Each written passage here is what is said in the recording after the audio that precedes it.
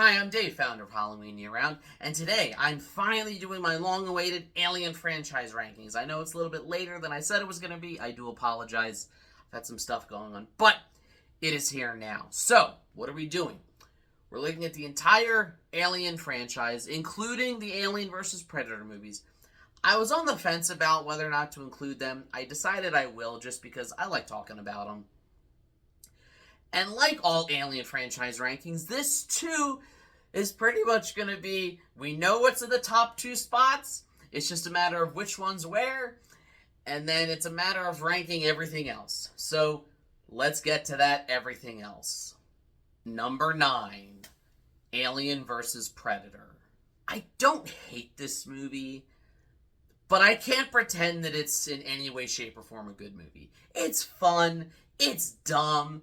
It's filled with bad, awkward, early 2000s Michael Bay-ish disaster film screenwriting. You know, like a gun is like a condom. I'd rather have it and not need it than need it and not have it. Lance Henriksen is great as Bishop's, ancestor. And, real Bishop's ancestor as you know, before he got retconned by Guy Pearce as the founder of the Wayland Corporation. But it has enough in it that I enjoy. I love the whole, teaming up with the Predator at the end, and where, our main character kind of wins his respect, and she's, a warrior. It has some fun ideas. It is, unfortunately, limited, I think, by its PG-13 rating. It doesn't go as hard as I think it should. And like all other movies of that era, and really any era, it takes way too long to actually get to the Alien vs. Predator part. It spends half its runtime with characters that we have to pretend to care about before we get to what we actually wanted to see. So, I don't hate this movie, but it's dumb. We can all admit it. Number 8, Alien vs. Predator, Requiem. I said that I was on the fence about including these movies, and the reason was I knew if I did, they were just going to be the bottom 2. But much like Alien vs. Predator, this is a fun movie, and I think it makes up for... It learns from the mistakes of the first one. It gives us that R rating. It gives us the violence and the gore and the action that we wanted to see in the first one. It gets to the action a little faster, and I do kind of dig the Predator-Xenomorph hybrid thing is pretty cool. But again, I can't pretend it's a good movie, and while it did improve upon certain things from Alien vs. Predator, it didn't in terms of lighting, and you know what I mean. This is the type of movie that if you didn't see it in the theater, you have to watch it in a completely dark room with the curtains drawn, because you can't see a damn thing. It's like the makers of Game of Thrones watched this movie and were like, what a great way to light the Battle of Winterfell. So again, it's fun, but it's dumb, and I can't pretend that it's not. Number 7, Alien Covenant. This movie frustrates me. And I'm going to use that phrase a lot on this ranking because several of these movies really frustrate me. And maybe I'm being unfair to Alien Covenant because it has a great cast. Catherine Waterston is great in it. Billy Crudup is great in it. Michael Fassbender, I love seeing him play 2 different androids with different accents, even though his American one kind of meanders a bit. It kills off James Franco in the first 5 minutes. That's fun, especially when you start looking into his personal life. So, it has a lot that should work for it, and it is a well put together movie. I just hate the behind the scenes that it was the reaction to Prometheus. Get to the Xenomorphs. Not enough Xenomorphs. We just want a generic alien movie, and this is that generic alien movie. And what's even more frustrating is that hidden within this movie is the sequel to Prometheus that I wanted. We get one sequence of David going to the engineer's planet and just casually committing genocide. And I remember watching it and thinking, why is this not the whole movie? Why is this? You pulled an Alien 3 where you're like, oh, Dr. Elizabeth Shaw died in between movies in the crash or whatever. And that's why it happened this way. But it just, seeing that sequence made me realize that this could have been a great movie, and it could have been a good sequel to Prometheus, and it could have taken those ideas even further. But because of the backlash to Prometheus, which was unjustified, which I'll get to later, instead, we just got this generic Alien movie that does nothing for me, and that admittedly has some pretty terrible CGI. Number 6, Alien Resurrection. So this one doesn't bother me as much as the other ones do, and like, Alien Covenant is a better put together movie than Resurrection. Resurrection just, it has no reason to exist. It's the epitome of unnecessary sequel cash grab that doesn't really do much of anything. But the reason why it's not at the very bottom is that it does have enough going for it that I like. It has an astounding cast of supporting actors. You've got Brad Dourif, you've got Winona Ryder, you've got Ron Perlman. It has some of the most effective body horror, I think, since the original. With, you know, the failed clones of Ripley, the one that's just like, kill me, kill me. That's genuinely terrifying, and I wish the movie had done more with it. So, I like certain ingredients of it, but the movie itself just, it's not the most interesting to me. It's kind of boring, it's kind of dull. You can tell that, like, the movie itself is like, well, we cloned Ripley just cause, like the movie itself isn't sold on its own premise. Again, I don't hate this movie. I don't hate any of the movies on this list. And while this one it doesn't frustrate me at all, I can't pretend that it's good. So that's why I think if Alien Covenant didn't frustrate me behind the scenes as much as it did, these would be flipped. But this is just the way it is. Number 5, Alien Romulus. Back on the subject of alien movies that frustrate me. And yes, I know I'm wearing a hat. I got this. I went to an early screening and they gave me a hat. Just because I had major issues with the movie doesn't mean I don't like the hat. So let's just get that out of the way. Alien Romulus. A tale of two movies. Over here, you have a masterfully directed suspense sci-fi horror film that just brings the audience in, makes you feel claustrophobic, has some of the best practical xenomorph effects since Aliens and Alien. And on the other, you have a movie whose fan service gets in its own way to the point that it frustrates me because it genuinely holds back what should be a masterpiece. I'm not going to get into spoilers. I'll post a link in the description to the in-depth spoiler review, actually more of a rant, I did on Alien Romulus. So if you want to hear my more detailed thoughts that I won't spoil here, go ahead and click on that. But it just makes creative decisions that I absolutely hated. I don't hate the movie, but I hate the choices it makes. I know. Love the sin, or hate the sin, love the sinner. That's sort of how I feel about Alien Romulus. It's like, I don't hate you as a movie, but I hate some of the things that you've done. And that's the reason why Alien Romulus should be much higher on this list. And it frustrates me that it isn't because of these creative choices that it made, and because it does fan service at the expense of logic. End rant. I did like a 15-minute video rant. I'm serious. Go click on that if you want to see me really unhinged. Number 4. Alien 3. Let's get something out of the way first and foremost.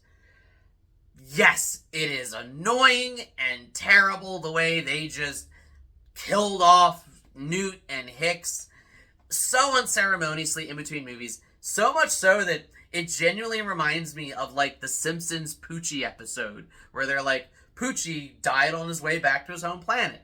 That's how the opening of this movie feels, with, well, Hicks and Newt didn't survive, so the whole ending of Aliens was for nothing. You ready for a new story? So it's not off to the best start, but the reason why this movie ranks so high on this list is because I really do like what it does with the rest of the movie. I love that it goes for a complete change of pace, change of environment, and really change of theme. I think that Alien and Aliens do such a great job of sci-fi horror and body horror and just the ideas of like body autonomy and corporate greed and all that. But Alien 3 sneaks in this really interesting and thought-provoking and frankly poignant discussion about our own mortality and grief and you know what it means to accept our fate and accept our mortality. And you'll see more of this later in this list. I'm a sucker for alien movies that kind of have a philosophy. I love the performances by, you have Charles Dance, you have Charles S. Dutton, and you've got Sigourney Weaver in... We saw her as a badass in Alien and Aliens. I think this is the most thoughtful we see from her. I like that she's forced to kind of self-reflect and really kind of analyze everything she's been through, not just in this movie, but in the first two movies. So I like the ideas this movie has. Yes, the beginning of it is very annoying and frustrating, and if you don't like it for that reason, I completely understand. But I like enough of the rest of it. I love its kind of quiet, isolated prison setting, and I think that it is just they could have gone all out with, well, we gotta top the action of Aliens, and I liked that they didn't. I liked that they went more thoughtful, philosophical, intellectual with it. Number 3, Prometheus. Here's where you're all gonna come at me with the comments. I will defend Prometheus to the day I die. In fact, this is the point of the list. The top 3 for me are like all up here, very close to each other, and then everything else is down here and below. This is where the big jump happens. Prometheus, for me, is in the same league as the other 2 movies I haven't gotten to yet, but by process of elimination and by every other ranking and just general public opinion, you know the other 2 movies I haven't gotten to yet. Here's why. Every other Alien movie has always just been about get to the xenomorphs, they're just trying to rehash what they think fans want. They're just... Alien Romulus, I told you, the problem with it is that it tries too hard to, let's remind you why you like the original. Let's remind you why you like Aliens. Prometheus dares to do something differently. Yes, I will admit not everything in the movie works. It is not a perfect movie. But I love the way Ridley Scott said, let's try and do something different and unique and original, and let's introduce this new philosophy to it. We knew that the xenomorph was the perfect organism, and I love the way that it kind of connects back to humanity. If anything, I think the problem with Prometheus is that it doesn't go far enough. I hate that they cut out the subplot where we find out that Jesus himself was an engineer who they sent to Earth and they murdered him, and that's why the engineers have it out for humanity. I think that's such a fascinating, interesting idea to think about. I told you, I like ideas. I like philosophies. And Prometheus is filled with them. It also has one of my favorite performances by Michael Fassbender as David, also my name. And a really strong supporting cast, too. Again, there are no Alien movies with bad casts, is all I'm saying. You've got Charlize Theron. You've got Idris Elba. You've got Noomi Rapace. I'm probably butchering that, I apologize. But there's just so much going for it that it bothered me when everyone hated it. When they're like, where's the xenomorph? Where's the alien chasing the... We have those movies already. We have Alien. We have Aliens. This was something new and different that was trying to bridge the gap and trying to go for a deeper and richer philosophy. And I hated that nobody liked it. And that's why I hate Alien Covenant the way that I do, because that should have been a continuation of this, and I hate the fact that it's not. I hate the fact that it went for just a cheap, generic Alien sequel or prequel. So, one of my greatest horror hot takes will always be that Prometheus is in the same league as the other 2 movies I'm about to get to, and that I will defend it until the day I die.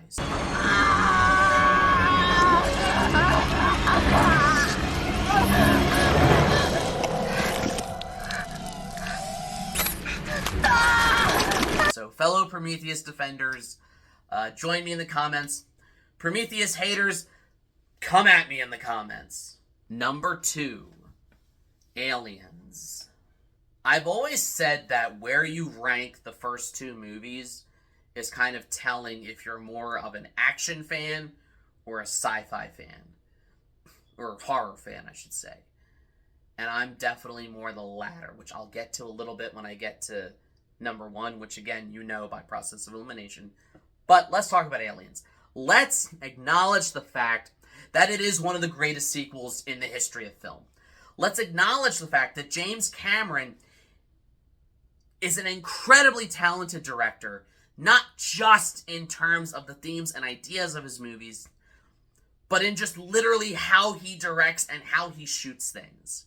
There's a reason why Terminator 2 is also considered one of the greatest movie sequels of all time, and by some, including myself, the greatest action movie of all time.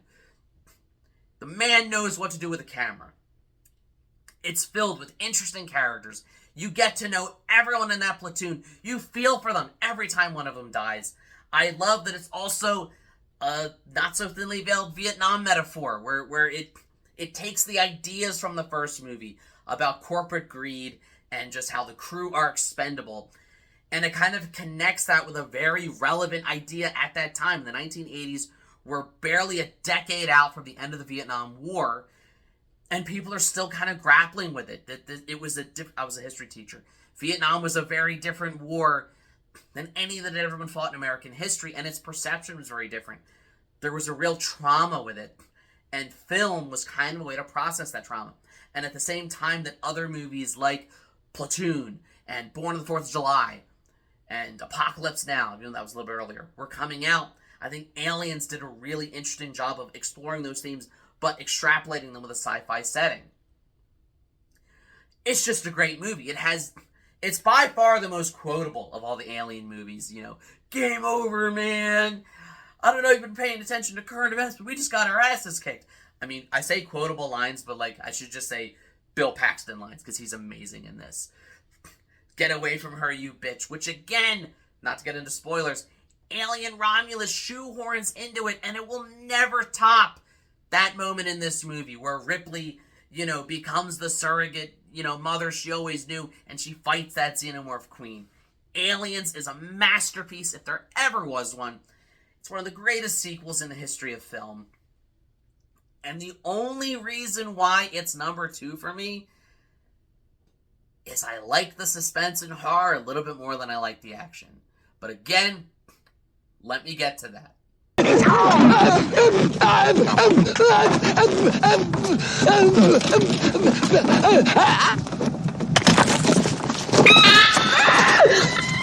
And finally, number 1, Alien. In space, no one can hear you scream. It's such a simple premise. Oh, it's a slasher movie in space. But it is so effective. I love the way that, again, you feel like you're trapped on that ship. There's a claustrophobia to it. There's a sense of isolation, that there's nowhere to go, and this thing is with us. There's a reason why Alien is considered one of the greatest horror movies ever made. It's brilliant in every way. It's brilliant because up to that point, and for many years after, you have how many slasher movies where people make dumb decisions, and their dumb decisions lead to them dying. They make smart decisions here, or at least Ripley tries to. Ripley's the one who says, hey, we need to put him in quarantine. We can't let him on the ship. That's a potential hazard to everyone on here. And then you have Ash saying, well, actually, the crew's expendable, so we are going to bring him on here. The thing that dooms the crew is not their own dumb decisions. They make smart decisions. The thing that dooms the crew is that they were always expendable. So you have these ideas of, us being expendable and profits over people, and you know, we want to study the xenomorph, and it's more, if we have to sacrifice a few crew members to do it, so be it. And not only is it that, but it's such a scary, suspenseful movie. I mean, the trailer alone is one of the greatest trailers ever because it captures that feeling of suspense where there's nowhere to run, there's nowhere to go. This alien could be anywhere on the ship. And for me, it is very neck and neck with Alien and Aliens. And honestly, it's just a matter of personal preference. They're both masterpieces. You could argue that certain elements of Aliens, I think, are done better. It has a higher budget. It's shot in a different way. I get it. It has better effects. I get it. But I'm just a sucker for that suspense and horror that Alien gives. And very few movies in history have ever kind of given me that feeling. Alien Romulus came close. And that's why, again, why that one frustrated me so much. Because it does a lot of things right, but it also does a lot wrong. Alien is that perfect movie. When I'm watching Alien Romulus do fan service, reminding me why I like this movie, I'm like, I can just go watch this movie because it's perfect the way that it is. I can't lie to you about your chances, but you have my sympathies. But hey, these are just my rankings. This is just my list. I would love to hear yours. Let me know in the comments, what are your least most favorite Alien movies? Like, share, subscribe, all the YouTube stuff. If you don't, you may end up trapped on the Nostromo with a xenomorph that could be anywhere. And as always, every day is Halloween.